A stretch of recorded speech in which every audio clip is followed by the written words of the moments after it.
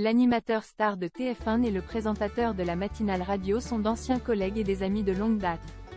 De son côté, Cyril Hanouna l'a également défendu, fustigeant au passage l'enquête de Libération.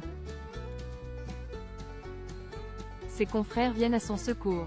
Après Nagui, c'est au tour d'Arthur d'écrire un message de soutien sur Instagram à son ami Manu Lévy.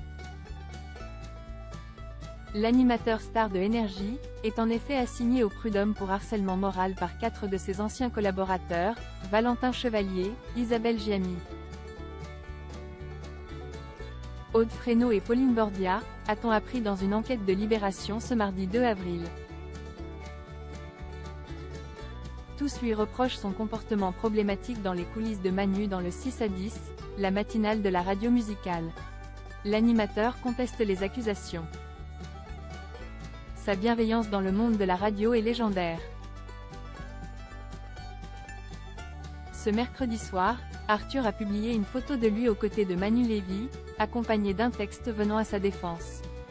Jay travaillait 15 ans 4 heures par jour avec Manu Lévy. C'est le mec le plus gentil que Jay eut l'occasion de rencontrer dans toute ma carrière audiovisuelle. Il n'a jamais manqué de respect à quiconque, sa bienveillance dans le monde de la radio est légendaire, écrit le présentateur. Ceux qui aujourd'hui le salissent gratuitement devraient avoir honte. C'est un grand professionnel qui a inspiré et fait travailler un nombre incroyable de jeunes talents. Soutien total et indéfectible à mon ami de toujours, conclut-il. Manu Lévy, de son vrai nom Emmanuel Lévy, a commencé sa carrière à 18 ans à peine comme assistant chez Fun Radio.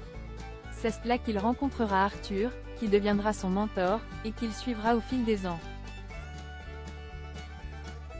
Il réalise d'abord la matinale de l'autoproclamé l'animateur le plus con de la bande FM, avant de passer petit à petit devant micro. Il se fait alors appeler Maître Lévy par Arthur, car son rôle était d'annoncer les points lors des jeux. Le duo CO anime Arthur et les Pirates sur Europe 1 puis sur Europe 2, mais également la matinale sur les mêmes ondes.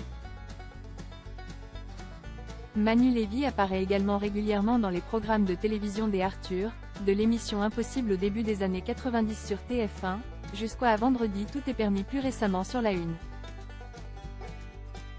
Encore un article comme ça, c'est un torchon. De son côté, Cyril Hanouna a également pris la défense de son confrère de Énergie, tout en taclant Libération, en direct dans TPMP ce mercredi soir.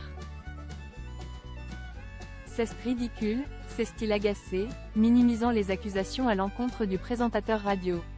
Encore un article comme ça, c'est un torchon. Encore une fois Libération, ils font parler d'eux parce qu'ils en ont fait aussi des enquêtes sur moi. L'enquête de Libération, si c'est pour dire que Manu Lévy il a dit une fois le jingle il doit durer 11 secondes et pas 12, je peux vous dire Libération, vous pouvez faire des enquêtes sur moi. Parce que moi aussi, j'appelle mes équipes le week-end, Manu Lévy, c'est la star de la radio. On dirait que ces journalistes, ils découvrent le monde, conclut-il.